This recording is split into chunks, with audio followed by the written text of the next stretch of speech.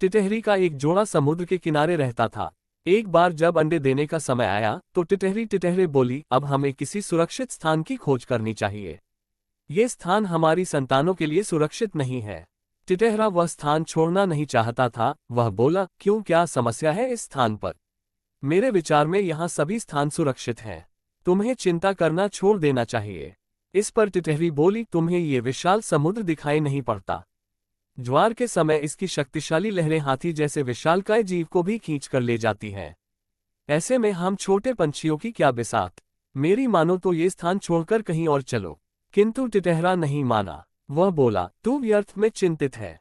समुद्र ये दुस्साहस कर ही नहीं सकता। वह मुझे भय खाता है। इसलिए तू देखना, वह कभी हमारी संतानों को बहाकर नहीं ले जाएगा। टिटहरे की यह बात समुद्र ने सुन ली। उसे टिटहरे के अभिमान पर बड़ा क्रोध आया। उसने सोचा, एक छोटे से पंछी को स्वयं पर इतना अभिमान। अपने अभिमान में चूर ये पंछी स्वयं को मुझसे भी बड़ा समझता है। इसका अभिमान चूर करना ही होगा। समय आने पर टिटहरी ने अंडे दिए। एक दिन टिटहरी और टिटहरा दोनों भोजन की तलाश में गए हुए थे। तभी समुद्र में ज्वार आया और लहरों ने टिटहरी के अंडों को बहा दिया। वापस आने पर अपने अंडों को न देख टिटहरी विलाप करने लगी।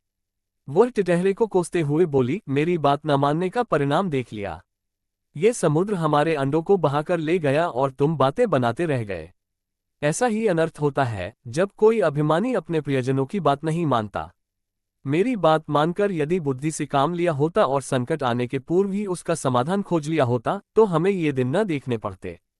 टिटहरी की इस बात पर टिटहरा बोला, मैं बुद्धि में किसी से कम नहीं हूं। तू देखती जा, मैं कैसे समुद्र का पानी अपनी चोंच से सुखाकर अंडों को बाहर निकालता हूं। अपनी शक्ति देखकर किसी से बैर करना चाहिए। विशाल समुद्र के समक्ष तुम एक तुच्छ प्राणी हो। ये बैर कहीं तुम्हें ही नष्ट न कर दे। टिटहरी बोली। टिटहरी की बात पर टिटहरे ने ध्यान नहीं दिया और अपनी डींगे हाँकने में लगा रहा। टिटहरी उसे समझाती रह गई कि कई नदियों से निरंतर भरने वाले समुद्र को सूखा पाना उसके बस के बाहर है। किंतु टिटहरा हट पर अड़ा रहा। अंततः टिटहरी बोली, ठीक है, जैसा तुम उचित समझो, किंतु मेरी एक बात मान लो। इस काम में तुम अन्य पंछियों की सहायता मांगो। एकता में बल होता है। हो सकता है तुम सब छोटे छोटे पंछियों की एकता समुद्र को सुखाने का कारनामा कर दिखाए।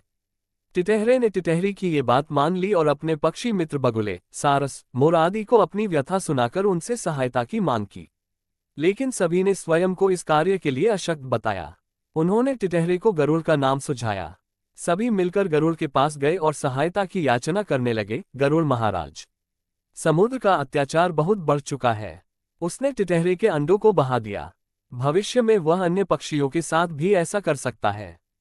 उसे रोकना होगा, अन्यथा हमारा पक्षीकुल नष्ट हो जाएगा। गरुड़ उनकी सहायता के लिए मान गया।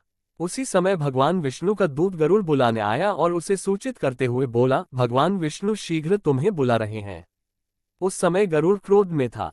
उसने दूत को उत्तर दिया, इस समय आने में मैं असमर्थ हूं। भगवान विष्णु से जाकर कहो कि वे दूसरी सवारी का प्रबंध कर ले। दूत के पूछने पर गरुड़ ने समुद्र के द्वारा पक्षियों पर किए जा रहे अत्याचार के बारे में वर्णन कर दिया।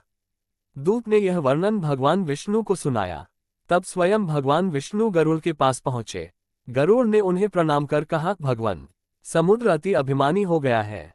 निरीह प्राणियों पर उसका अत्याचार बढ़ने लगा है।